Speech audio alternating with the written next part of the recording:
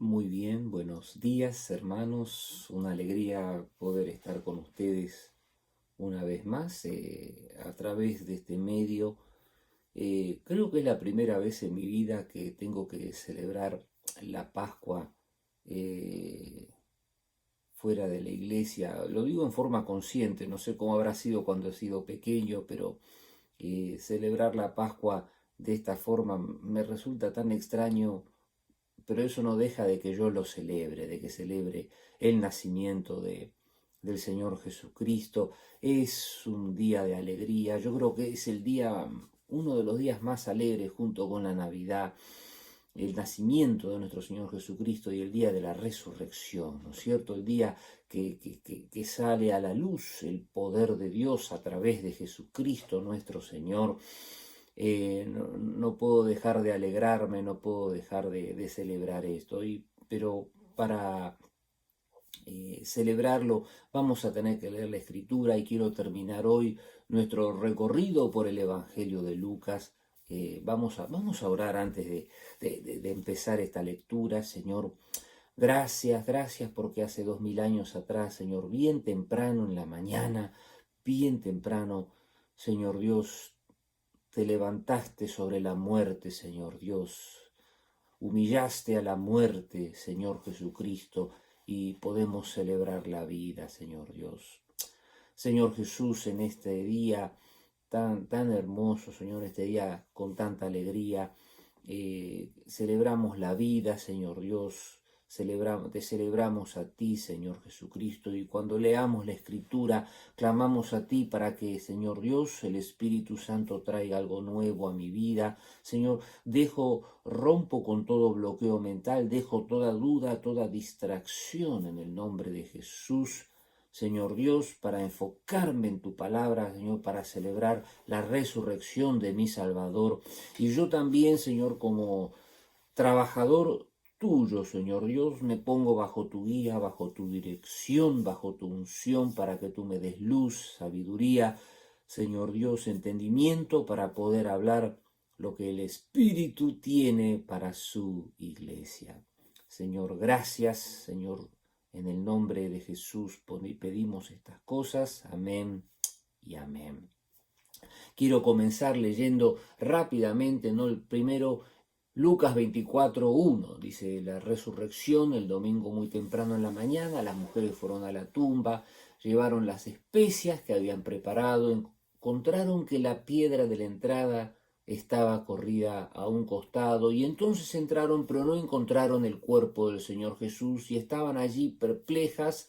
De pronto aparecieron dos hombres vestidos con vestiduras blancas, y las mujeres quedaron aterradas, se inclinaron rostro a tierra, y los hombres preguntaron: ¿por qué buscan entre los muertos a alguien que está vivo? Qué pregunta, ¿no es cierto?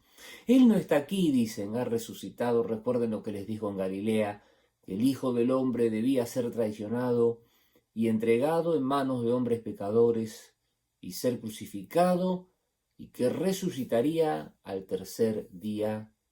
Y verso 8 es clave este.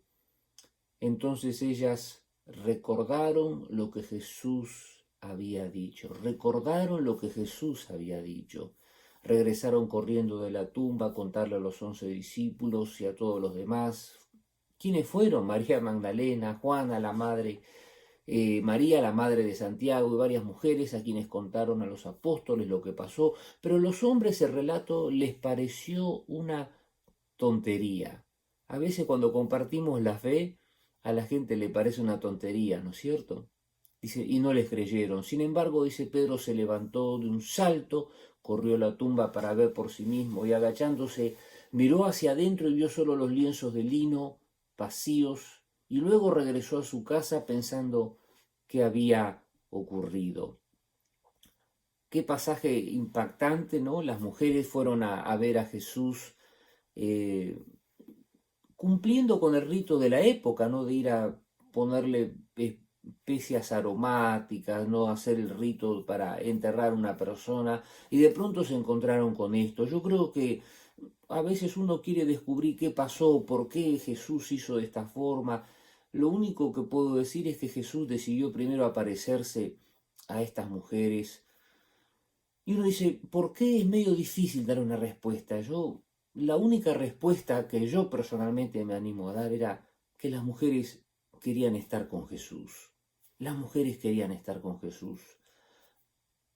Era fácil estar con el Jesús resucitado, pero ir a buscar al Jesús que ya estaba así, lo fueron a despedir y se encontraron con la gran sorpresa de que Jesús había resucitado.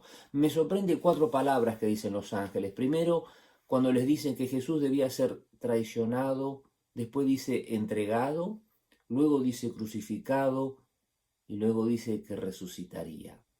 Jesús siempre nos dice qué es lo que tiene que pasar con nosotros. ¿Estás preparado para eso? ¿Escuchas la palabra de Dios? ¿Escuchas en general toda la palabra de Dios? Estas mujeres, cuando los ángeles le dijeron que tenía que ser traicionado, entregado, crucificado y que tenía que resucitar, dice, recordaron lo que Jesús les había dicho. Recordaron, tenemos que recordar las palabras de Jesús, tenemos que aplicarlas a nuestra vida, ¿no es cierto? El problema es que nosotros tenemos que entender algo, que el Cristo de la crucifixión es el mismo que el Cristo de la resurrección. ¿Escuchaste bien? El Cristo de la crucifixión es el mismo que el Cristo de la resurrección. El que pasó todas esas cosas es el que ahora está resucitado. En ese mismo Cristo creemos. Y a veces nosotros nos tendemos a quedar con un solo Cristo y es el mismo Cristo, ¿no? Algunos quieren ver a un Cristo como un triunfador y no me quiero adelantar a eso. Otros lo tienen como un Cristo sufriente. El mismo Cristo de la crucifixión es el Cristo de la resurrección, es decir, es el Cristo que sufrió, pero que ahora tiene poder y gloria, y nosotros también vamos a sufrir, pero vamos a tener nuestras victorias espirituales. Amén. Punto número 1. Quiero trabajar ahora el punto número 2 con estos dos hombres que en el verso 13 dicen que 2 seguidores de Jesús iban camino al pueblo de Maús, a unos 11 kilómetros de Jerusalén, y al ir caminando hablaban acerca de las cosas que habían sucedido, y mientras conversaban y hablaban, de pronto Jesús mismo se apareció y comenzó a caminar con ellos, pero Dios impidió que lo reconocieran. Es muy importante esto porque esta parte y yo ahora voy a tocarla un poquito más tarde. Él les preguntó, ¿de qué vienen discutiendo tan profundamente por el camino? Y entonces se detuvieron de golpe con sus rostros cargados de tristeza. Y uno de ellos, llamado Cleofas, contestó, tú debes ser la única persona en Jerusalén que no sé acerca de las cosas que han sucedido allí en los últimos días. Y Jesús dice, ¿qué cosas?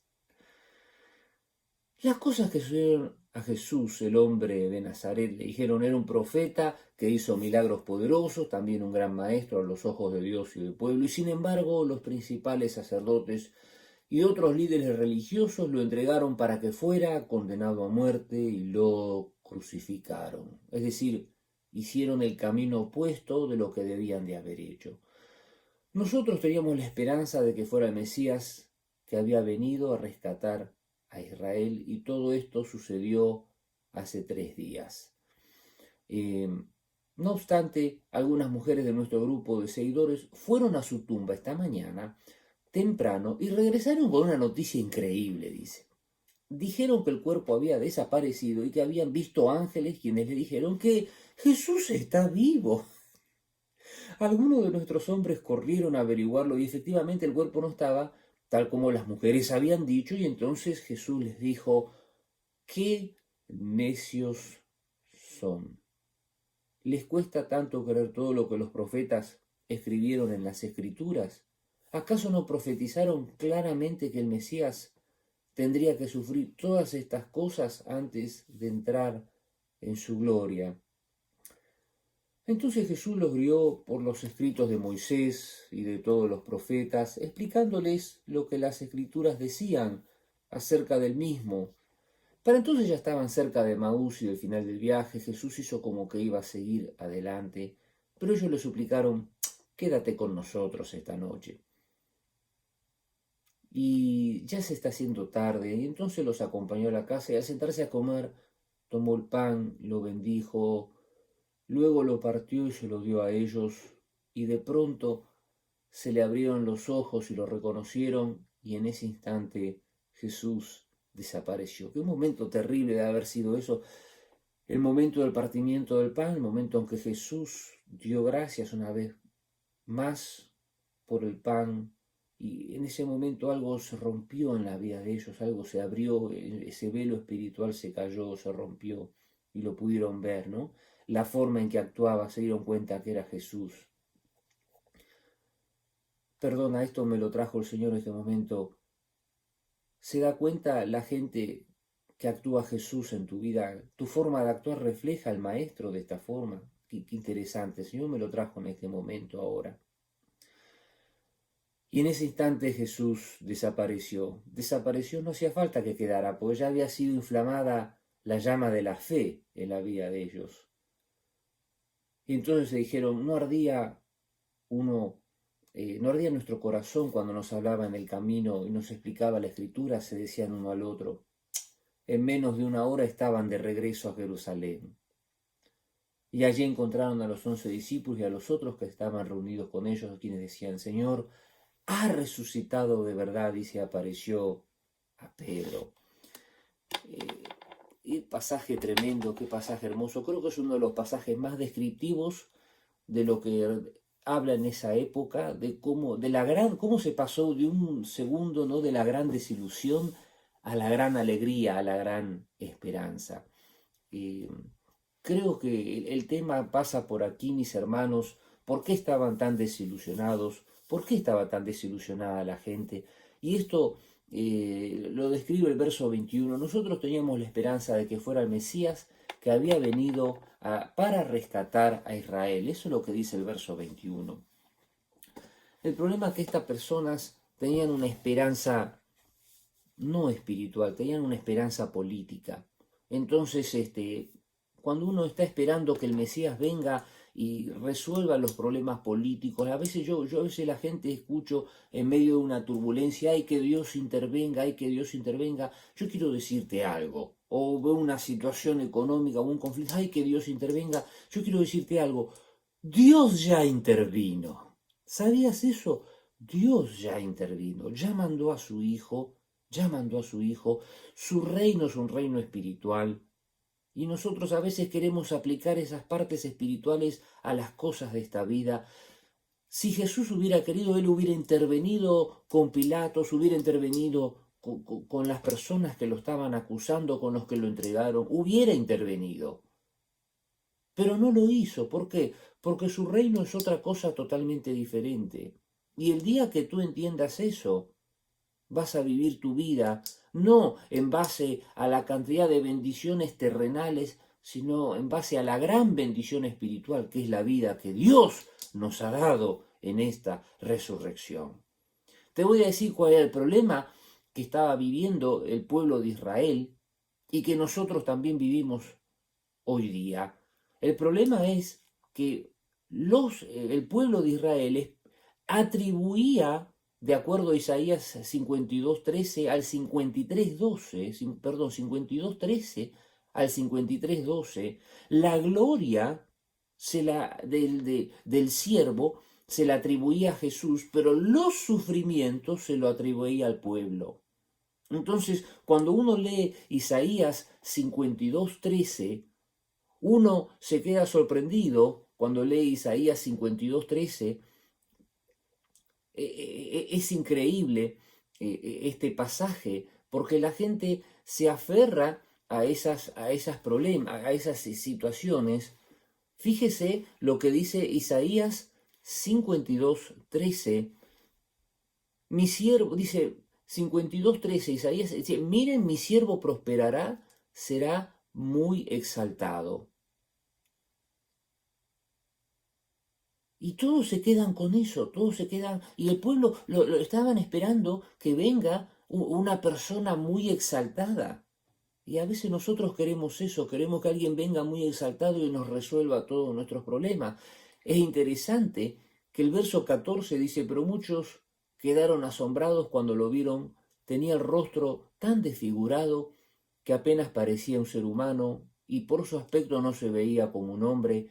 y él alarmará a muchas naciones y los reyes quedarán mudos ante él. Es decir, nosotros nos quedamos con esa imagen de que el siervo prosperará y será muy exaltado. Y el pueblo hebreo esperaba a una persona que sea muy exaltada, no esperaban que el Cristo se manifieste de esta forma. Y mucha gente en el día de hoy está esperando que el Cristo venga y se le manifieste y le resuelve los problemas que tiene en el momento. Y eso no va a ocurrir. Él ya resolvió el gran problema. Resolvió tu eternidad, dónde vas a pasar la eternidad, y eso es algo que se disfruta acá y ahora.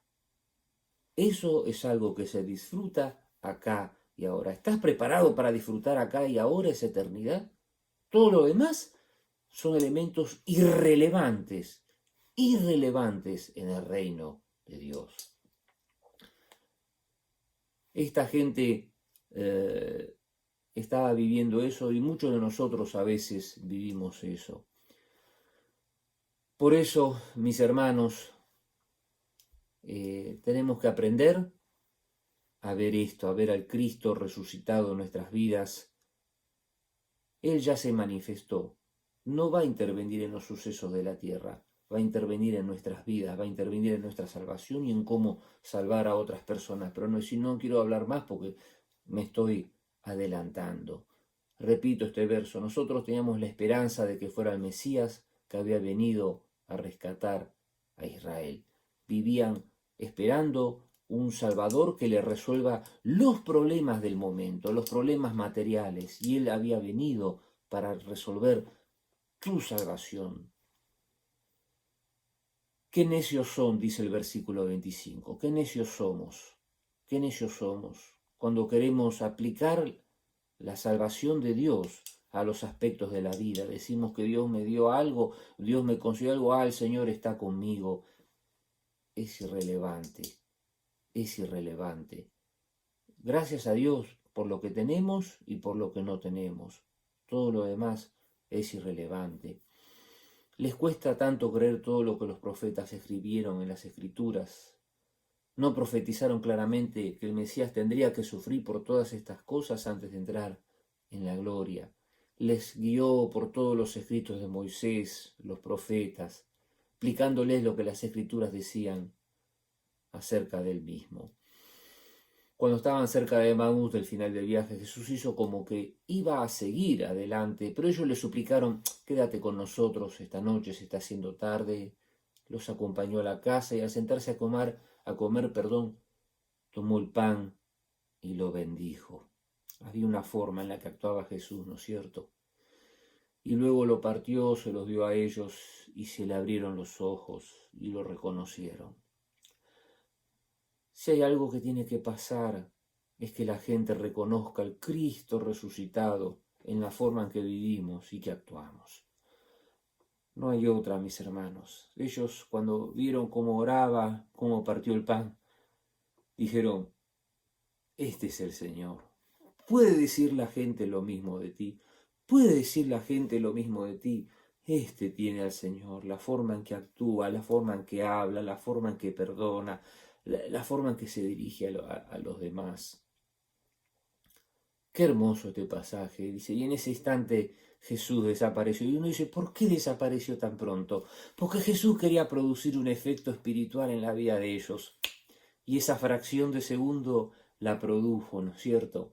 ¿Saben lo que produjo? Que se decía uno al otro, ¿no ardía nuestro corazón cuando nos hablaba en el camino, nos explicaba las Escrituras? Estaba haciendo arder la fe en el corazón de ellos. Y eso, para eso celebramos la resurrección, por eso celebramos, porque Él hace arder nuestros corazones, ¿no es cierto? Los hace vivir, les trae nueva vida, y no solo eso.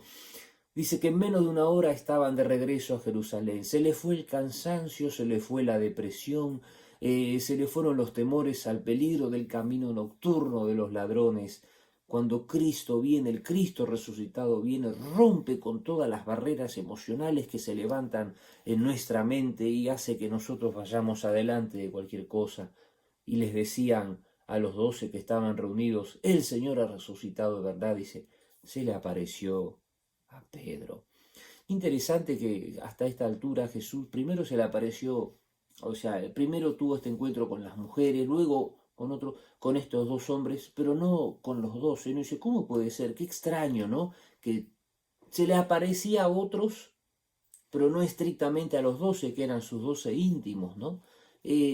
A veces es como que Jesús les estaba dando la chance a ver si despertaban, a ver si reaccionaban, ¿no? A veces nuestras experiencias emocionales son tan fuertes que levantan un velo, como dice acá, el velo que tenían las mujeres que no recordaban, el velo que tenían estos hombres. A veces nuestras experiencias emocionales levantan un velo en nuestras vidas, levantan un velo que no nos permiten ver la realidad espiritual. Entonces, yo te diría que tenemos que tener cuidado, tenemos que tener muchísimo cuidado con el tema de nuestras experiencias emocionales, no dejar que nuestras experiencias emocionales nos nublen la verdadera visión espiritual, lo que tenemos que ver. Finalmente dice, luego los dos de Maús les contaron cómo Jesús se les había aparecido mientras iban por el camino y cómo lo habían reconocido cuando partió el pan. Y entonces justo mientras contaban la historia, de pronto Jesús mismo apareció de pie en medio de ellos. La paz sea con ustedes, les dijo, pero todos quedaron asustados y temerosos. Estaban tan pendientes de ese Cristo resucitado que no podían entender de Cristo crucificado, estaban tan pendientes de ese Cristo resucitado, crucificado, perdón, que no podían entender al Cristo resucitado. ¿Por qué están asustados? Dice. ¿Por qué están asustados? Les preguntó. ¿Por qué tienen el corazón lleno de dudas? Dice, miren mis manos, miren mis pies. Pueden ver de veras que soy yo. Tóquenme y asegúrense de que no soy un fantasma. Pues los fantasmas no tienen cuerpo, como ven que yo tengo. Y mientras hablaba les mostró sus manos y sus pies. Así que ellos seguían sin creer. La incredulidad, hermanos, es terrible en algunas personas. Llenos de alegría y de asombro, es decir, había una mezcla, es decir, estaban ahí, pero lo veían, pero todavía no habían entrado en esa dimensión espiritual. Y entonces les preguntó, ¿tienen algo para comer? Y le dieron un pedazo de pescado asado, y él lo comió mientras ellos miraban. Es decir, Jesús les estaba mostrando la nueva dimensión espiritual a la que nosotros debemos ya haber entrado. ¿Y cuál es la dimensión espiritual? Que vamos a entrar en ese estado espiritual donde lo imposible es posible. Y en este caso Jesús resucitó. Su cuerpo ya era un cuerpo glorificado. Era un cuerpo glorificado el de Jesús. Es un cuerpo glorificado, perdón, es un cuerpo glorificado. Y puede pasar a través de las cosas, es un cuerpo glorificado, inmaterial, pero que tiene contacto con lo físico, por eso pudo comer, ¿no es cierto? Y entonces dijo, cuando estaba con ustedes antes, les dije que tenía que cumplirse todo lo escrito acerca de mí en la ley de Moisés, en los profetas y en los salmos. Otra vez trae a la memoria. Primero a las mujeres les pregunta, ¿por qué buscan al que está muerto si vive? Dice, no tenía que ser crucificado. Luego a los hombres, ¿no? Les vuelve a pasar las escrituras y luego a ellos también. Tenía que cumplirse todo lo que estaba escrito, tenía que cumplirse todo lo que... Nosotros a veces no tenemos una comprensión total, a veces de lo que leemos en la escritura, y acá viene el versículo clave, ¿no? Con estas dos reflexiones quiero ir terminando, ¿no? La primera dice, entonces les abrió la mente para que entendieran las escrituras. El único que nos hace entender las escrituras es Cristo, el Cristo resucitado, el Cristo crucificado, pero el Cristo resucitado. ¿Me escuchaste bien? Quiero que sepas esto. El único que nos hace entender las escrituras, aplicar las escrituras en el sentido correcto, es el mismo Señor Jesucristo.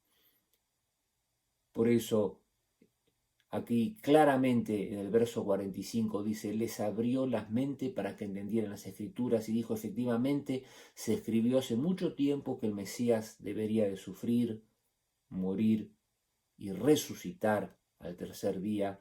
Y también se escribió que este mensaje se proclamaría con autoridad de su nombre a todas las naciones, comenzando por Jerusalén, nuestra área local, ¿no es cierto? Hay perdón de pecados para todos los que se arrepientan. Tenemos que empezar a presentar el Evangelio de una forma más efectiva. Por eso el verso 48 dice, ustedes son testigos de esas cosas. Nosotros somos testigos también de eso. Y esa es la segunda parte de la que quiero hablar. Nosotros somos testigos.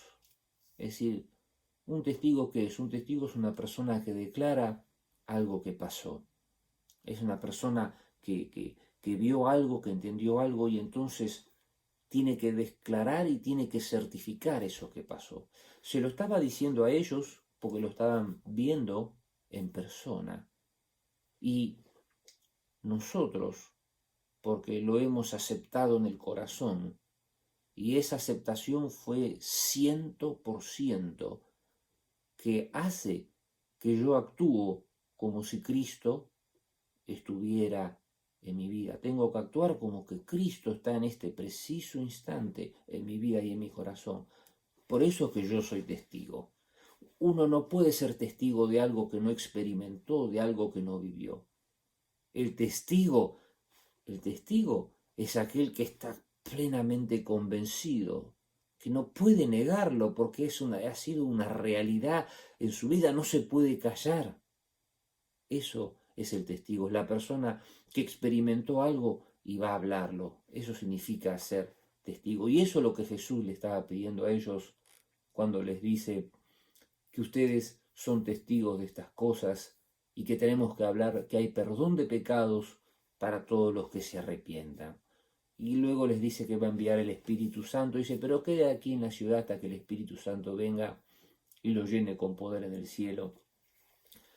Termino con la última verso donde dice que lo llevó a Betania y levantó sus manos al cielo y los bendijo. Señor nos bendice en este día hermoso, en este día de resurrección. Hay bendición de Dios para los que creen, para los que aceptan, para los que son verdaderamente testigos. Va a haber una bendición especial de Dios, ¿no? Y mientras los bendecía, los dejó y fue levantado al cielo. A nosotros nos toca ahora la parte de la tierra. Él ya la hizo, pero ahora nos toca a nosotros ser esos testigos. Entonces ellos, dice, lo adoraron. Lo adoraron expresaron el mejor de su amor al Señor Jesucristo. Estás expresando el mejor de amor a tu Dios, a tu Señor Jesucristo. Y dice que regresaron a Jerusalén llenos de alegría, llenos de alegría. La resurrección de Cristo trae alegría a nuestras vidas, trae ese sentido de felicidad. Para eso celebramos la Pascua, ¿no es cierto? Y termina diciendo, pasaban todo el tiempo en el templo adorando a Dios. Pasaban todo el tiempo. Era tan fuerte la presencia de Cristo que se dieron cuenta que el tiempo más importante para celebrar la presencia de Dios, para ser testigos, para recordar las Escrituras, era el templo. Por eso en este tiempo tan especial, que podamos celebrar a Cristo, a pesar de que no podemos ir al templo, celebramos a Cristo, celebramos a Cristo, celebramos al Cristo resucitado en nuestras vidas, celebramos que Cristo ya intervino en nuestras vidas, quizás no va a intervenir en nuestra sociedad. Uno dice que Dios intervenga, Dios ya intervino, Dios no intervino con Pilato, no intervino con todo el imperio romano, no intervino. Él nos puso para gobernar la tierra, gobernémosla con Cristo, en ese reinado de amor, en ese reinado de paz, presentando a Cristo. Eso es lo que tenemos que hacer, ser testigos, ser testigo de que Cristo está en mi corazón. Esa es la celebración de la Pascua, recordar la Escritura, que Él venga a traer ese fuego de Dios y a ser testigos, que Él nos abra las mentes, que Él nos abra, que mi Dios te abra la mente para interpretar las Escrituras, para hablar las Escrituras con poder, con gracia, con gloria, y a ser testigos, a presentar a Cristo. Puedes decir amén. Señor, gracias por esta Pascua, gracias por este momento que podemos celebrar esa resurrección, Señor. Gracias, Señor Dios, gracias. Ayúdanos, Señor Dios, a que nuestras situaciones, a que nuestros problemas, Señor, no turben, Señor, no apaguen el gozo, la alegría, Señor Dios, de tu resurrección. No voy a dejar, Señor, que las situaciones de mi vida, mis situaciones personales, Señor, mis situaciones emocionales, una tristeza o una depresión, Señor Dios, un problema que tuve en algún trabajo, no voy a dejar que esas cosas, Señor Dios, apaguen la alegría, Señor Dios, de que celebrar al Cristo resucitado, de que el Cristo resucitado está conmigo y que me va a dar fuerzas todos los días, Señor Dios, de mi vida. Señor Dios, gracias porque todo este gran sacrificio ha sido por mí, Señor Dios. Ayúdame a ser, Señor, quiero ser un buen testigo, voy a ser un buen testigo, voy a hablar de ti, Señor Dios. Voy a testificar, a declarar, Señor Dios, que Cristo está en mi corazón y que soy diferente porque Cristo está en mí. Gracias, Señor Dios. Gracias, Señor Dios. Pido una bendición para mis hermanos en el nombre de Jesús, para que tú también, Señor, les abras las mentes a ellos, Señor Dios, y puedan celebrar a Cristo, al Cristo resucitado, al Cristo en gloria. Señor Dios, pedimos estas cosas a ti en el nombre de Jesucristo nuestro Señor. Amén y amén. Amén, mis hermanos. Dios les bendiga y saludamos, como dicen los primeros cristianos en el libro de los Hechos. Uno le decía, el Señor ha resucitado, y el otro le contestaba, verdaderamente ha resucitado. Amén. Dios les bendiga, les quiero mucho, los extraño muchísimo y no veo la hora de estar ahí con ustedes una vez más. Dios les bendiga. Amén.